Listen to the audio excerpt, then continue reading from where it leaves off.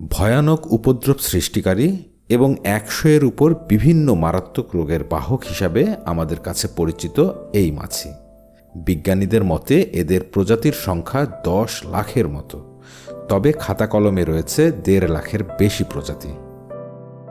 আর আজকে আমরা কথা বলছি হাউস ফ্লাই এবং ব্লো ফ্লাই সম্পর্কে।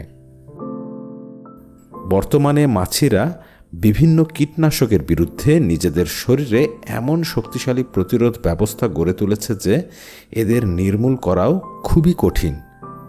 এরা মরা পচা প্রাণীদেহ, মল, আবর্জনা হতে নিজেদের খাবার চুষে নেওয়ার সময় পায়ের মাধ্যমে বিভিন্ন জীবাণু বহন করে, আর সেই অবস্থায় আমাদের খাবারে বসলে অথবা খাবারে মল ত্যাগ করলে আমরা নানা প্রকার ভয়ানক রোগে সংক্রামিত হই। আবার এরা যেহেতু কঠিন খাবার খেতে পারে না, তাই এরা খাবারকে তরল করতে নিজেদের পাচক এনজাইম বা লালা অর্থাৎ থুথু ফেলে কঠিন খাবার ভেঙে ফেলে, এরপর চুষে খায়। এত ক্ষতিকর ও বিরক্তির কারণ হওয়া সত্ত্বেও মাছি কিন্তু প্রকৃতির জন্য, এমনকি মানুষের জন্য অতি মূল্যবান এবং প্রয়োজনীয় একটি পতঙ্গ। মনে রাখা উচিত, এদের এই এত উপদ্রব কিন্তু ওদের জন্য তৈরি হয়নি। এগুলো আমাদের নিজেদের তৈরি সমস্যা। আমরাই ওদেরকে টেনে আমাদের আশেপাশে ও বাড়িতে আশ্রয় দেই। কি আশ্চর্য বিষয় যে মাছি এত দ্রুত নিজের অবস্থান একেবারে সঠিকভাবে পরিবর্তন করতে সক্ষম, সে কিনা ঠিকমতো উঠতেই পারছে না। এই ভারসাম্যহীনতার পেছনে নিশ্চয় একটি কিন্তু রয়েছে। মাছিকে খুব ভালোভাবে এবং কাছ থেকে দেখলে বিষয়টি বোঝা যাবে।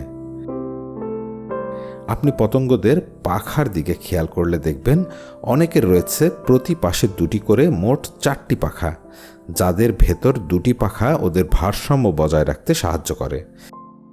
তবে এই মাছিদের মতো পতঙ্গের ক্ষেত্রে প্রতিটি পাশে একটি করে মোট 2টি পাখা রয়েছে, আর সেজন্যই এই ধরনের পতঙ্গগুলোর উড়বার সময় তাদের সঠিক ভারসাম্য বজায় রাখতে প্রয়োজন হয় ভিন্ন কোনো অঙ্গ। এই মাছিটির এই অংশটি দেখুন, একে বলা হয় হলটেয়ার। ক্লাব আকৃতির এই অতি উচ্চ প্রযুক্তির অঙ্গটি জাইরোস্কোপিক সেন্সর হিসাবে কাজ করে, অর্থাৎ এরা উড়বার সময় ওদের ভারসাম্য ও স্থিতিশীলতা বজায় রাখতে সাহায্য করে। জাইরোস্কোপ এমন একটি সিস্টেম যেটা আসলে কৌণিক বেগ এবং নিজের অবস্থান যেমন পরিমাপ করে তেমনি সঠিক অবস্থান ধরে রাখে, অর্থাৎ এটি ঘূর্ণন গতি শনাক্ত করতে সাহায্য করে। আর এ কারণে এই পদ্ধতিটি বর্তমানে বিভিন্ন নেভিগেশন সিস্টেম, স্মার্টফোন, ড্রোন সহ বিভিন্ন প্রযুক্তিতে ব্যবহার করা হয়। জাইরোস্কোপের মতো এই অঙ্গটির অবর্তমানে তাই এই মাছিটি তার ভারসাম্য ঠিক রাখতে ব্যর্থ হচ্ছে। এই পরীক্ষাটি ওদের এই হলটেয়ার বা জাইরোস্কোপের মতো কাজ করা অঙ্গটির অবর্তমানে ওদের ওড়ার কী সমস্যা হতে পারে সেটি পরীক্ষা করার জন্য এই মাছির দেহ হতে হলটেয়ারগুলো বাদ দেওয়া হয়েছিল।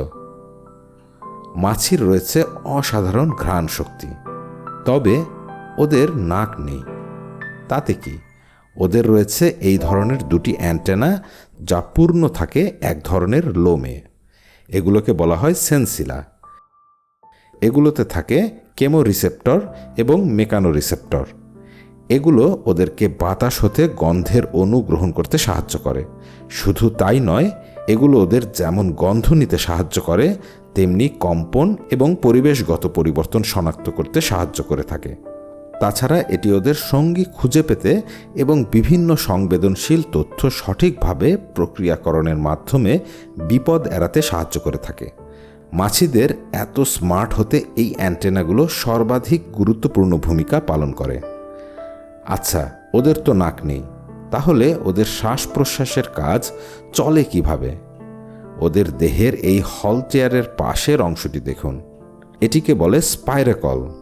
এরা আমাদের মতো ফুসফুসের মাধ্যমে শ্বাস গ্রহণ করে না, বরং এই স্পাইরাকলের মাধ্যমে বাতাস গ্রহণ করে।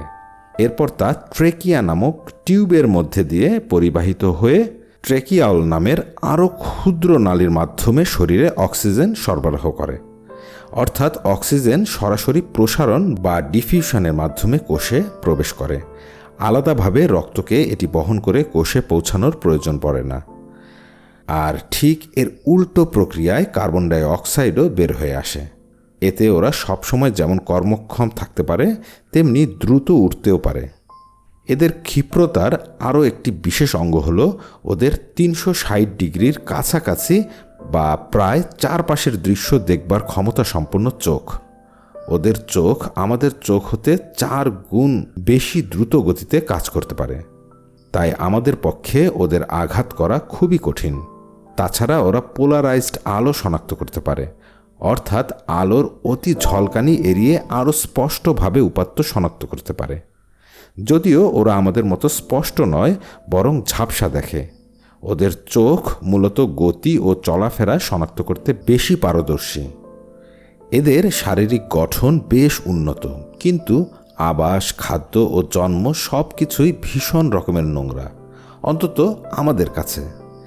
এরা ময়লা আবর্জনা, উচ্ছিষ্ট খাবার, ভেজা পচা জমে থাকা খাবার, ভেজা মাটি বা যেখানে কম্পোস্ট জমে থাকে এমন জায়গা, মৃত প্রাণীর দেহ সহ বিভিন্ন ধরনের নোংরা পচা জায়গায় ওদের প্রজনন ও ডিম পেড়ে থাকে। একটি স্ত্রী মাছি প্রতিবার 75 থেকে সর্বোচ্চ 150টি ডিম পাড়তে পারে। ডিম পাড়ার মাত্র 24 ঘন্টার মধ্যে লার্ভা বা ম্যাগটস বের হয়ে আসে। এরা যেখানে জন্মায় সেখানে ওদের খাদ্য মজুদ থাকে, অর্থাৎ খাবারের উচ্ছিষ্ট বা পচাগলা খাবার, পচা প্রাণীর দেহাবশেষ, মল এবং কম্পোস্ট সহ যে কোনো পচাগলা অর্গানিক উপকরণ। এভাবে কয়েকদিনের ভেতরেই এই লার্ভাগুলো প্রায় 5 গুণ পর্যন্ত বড় হয়ে যায়, আর মোট প্রায় 4 দিনেই ওদের উপরের সাদা অংশ শক্ত হয়ে মেহগনির মতো রং ধারণ করে, অর্থাৎ গাঢ় বাদামি রং। এখন ওরা এক একটি পিউপা, অর্থাৎ লার্ভা হতে পূর্ণবয়স্ক হবার শেষ ধাপে। পিউপার এই 2টি গর্ত হলো ওদের সেই স্পাইরাকলের প্রাথমিক অবস্থা, আর এর মাধ্যমেই ওরা শ্বাস গ্রহণ করে থাকে। স্বাভাবিকভাবে পিউপাগুলো একটি নিরেট প্রাণহীন বস্তু মনে হলেও এর ভেতর কিন্তু চলে একটি মহা কর্মযজ্ঞ। পিউপার এই এক্স-রে ছবি হতে আমরা বিষয়টি খুব ভালোভাবেই উপলব্ধি করতে পারছি। এই এক্স-রে ইমেজটি ধারণ করা হয়েছিল লন্ডনের ন্যাচারাল হিস্ট্রি মিউজিয়ামে। কিভাবে একটি পিউপার ভেতর মাছি রূপান্তরিত হয় সেটি জানবার জন্যই এমন ধরনের পরীক্ষাটি করা হয়। রূপান্তরের প্রক্রিয়াটি সম্পন্ন হয়ে গেলে খোলসটি ভেঙে পূর্ণাঙ্গ মাছিটি বের হয়ে আসে। যদিও এই বের হয়ে আসাটাও ওদের জন্য বেশ কঠিন ও কষ্টসাধ্য একটি কাজ। ডিম হতে মাছি হিসাবে বের হয়ে আসতে সময় লাগে মোটামুটি 7 থেকে 10 দিন। একটি পূর্ণবয়স্ক মাছি মোটামুটি 10 থেকে 20 দিন বা অনুকূল পরিবেশে 1 মাস পর্যন্ত বাঁচতে পারে। মাছি একটি বিরক্তিকর, নোংরা ও শত রোগের বাহক। এগুলো এতটাই নোংরা যে যদি এগুলো আপনার খাবারের উপর বসে পড়ে তবে আপনি মনে করতে পারেন কোনো পচা মরা গলা প্রাণী বা মলে হাতের স্পর্শ লাগিয়ে সেই হাত দিয়ে খেতে বসেছেন। তারপরও এই মাছি কিন্তু প্রকৃতির জন্য, এমনকি আমাদের জন্য খুবই গুরুত্বপূর্ণ এবং অত্যাবশ্যক জীব। প্রকৃতির জন্য এদের যে মূল কাজ তা হলো জৈবিক পদার্থকে ভেঙে ফেলা, যার মাধ্যমে জৈব পদার্থে থাকা পুষ্টির পূর্ণ ব্যবহার সম্ভব হয়। অর্থাৎ প্রকৃতি সেই জৈব পদার্থকে কাজে লাগিয়ে নতুন প্রজন্মের জন্য ব্যবহার করতে পারে। তাছাড়া মাছি আবার মাকড়সা সহ বিভিন্ন পোকামাকড়ের খাবার। বিশেষ কিছু প্রজাতির মাছি পরাগায়নেও সহায়তা করে থাকে। চিকিৎসা বিজ্ঞানে এর ব্যবহার রয়েছে। ম্যাগট বা লার্ভাকে ক্ষত বা ঘা পরিষ্কার করবার জন্য ব্যবহার করা হয়। আসলে মাছি আমাদের প্রত্যক্ষ ও পরোক্ষভাবে জীবন রক্ষাকারী হিসাবেও কাজ করে। এতক্ষণে নিশ্চয়ই বুঝে গেছেন, অতি আবশ্যক হওয়ার পরও অতিরিক্ত মাছি আমাদের জীবনকে দুর্বিষহ করে তুলতে পারে, এবং এই অতিরিক্ত মাছির জন্য আমরাই কিন্তু দায়ী। অনেকে ঘরের জানলা দিয়ে বা ঝুড়িতে থাকা খাবারের উচ্ছিষ্ট যেখানে সেখানে যেমন ফেলি, তেমনি রাস্তার ডাস্টবিনগুলো থাকে খোলামেলা। খাবারের উচ্ছিষ্ট ঘর থেকে বাইরে ফেলে হয়তো মনে করি আমার ঘরটি এখন পরিষ্কার হয়ে গেছে, কিন্তু আমাদের নির্বুদ্ধিতার কারণে সেই উচ্ছিষ্ট যখন পচতে শুরু করে তখন মাছির মাধ্যমে পুনরায় পরিবাহিত হয়ে আমাদের গায়ে, বাসনপত্রে, এমনকি আমাদের খাবারে ফিরে আসে। আর আমরা নিজেদের দোষ না দেখে মাছি ও পরিবেশকে দোষ দিই। আসলে আমাদের চারপাশের পরিবেশ যে আমরাই দূষিত করছি তা কেউ স্বীকার করতে চায় না।